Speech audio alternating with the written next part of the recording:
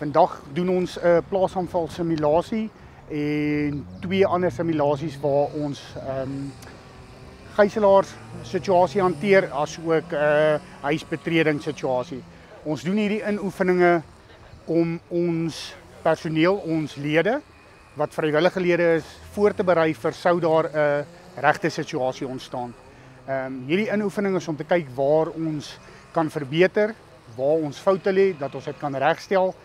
Ons doen hierdie in samewerking met al die sekuriteitsmaatskappye van Brits in die omgewing, sowel as in samewerking met hoofkantoor wat ons besoek vandag. Hulle staan ons by, hulle gaan oorsig gee.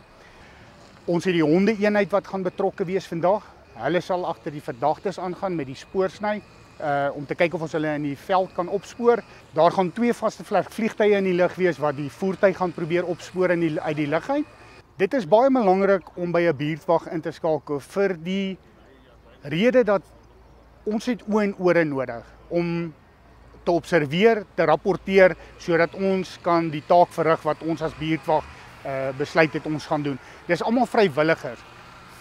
Die SAP, sekuriteitsmaatskappye, is nie genoeg om die misdaad in ons omgewing aan te spreek nie. Daar gebeur te veel insidente. Hoe meer mense dit raak sien, hoe meer mense deel is van die buurtwag, kan ons soveel meer ore en oë daar buite hê wat dan rapporteer aan ons. Vrywilligers wat help. Dit is regtig, ons is aangewese op vrywillige en betrokke lede. Hulle is vir ons goud werd. Goeiemôre, ek is Marius Kuns van die AfriForum Britstak. Ek wil net kortliks praat oor die honde. Ons is betrokke by die honde-eenheid hier in Brits. Ons het die geleentheid geïdentifiseer deurdat daar te min spoorhonde in die area was. Toe het ons 'n jaar en 'n half terug begin met 'n program wat ons honde begin oplei het vir spoorsny. So hierdie is nou die eerste produkte. Hulle is nou sopas wat hulle begin operasioneel raak. Met 'n paar goeie suksesse al. Ja, dit is baie tydsaam, maar die honde is 'n goeie magsvermenigvuldiger en 'n baie goeie kombinasie saam met die drones. Ons is in die gelukkige posisie waar Brits, Hartbeespoortdam en Mooinooi se buurtwagte saam met verskeie sekuriteitsmaatskappye, die polisie, scenario's inoefen vir byvoorbeeld 'n plaasaanval of enige diefstal of iets. En dit is so kritiek van belang dat die mense hierdie goed moet bywoon. Hierdie mense vat hulle eie tyd en dan kom doen hulle voorbereiding om hulle geweerlikheidsplanne uit te oefen die oomblik as daar so 'n scenario gebeur of iets werklik gebeur.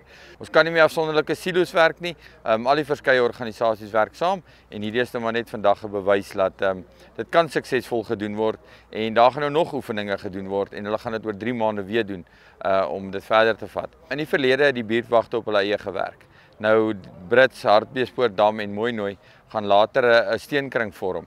En 'n steenkring gaan maar net die area groter maak waarmee hulle met mekaar gaan kommunikeer om die probleme aan te spreek wat nie net hier in die klein dorpie gedeelte plaasvind nie, maar eintlik in die groot gedeelte van Noordwes om daai probleme hok te slaan en die inligting met mekaar te deel.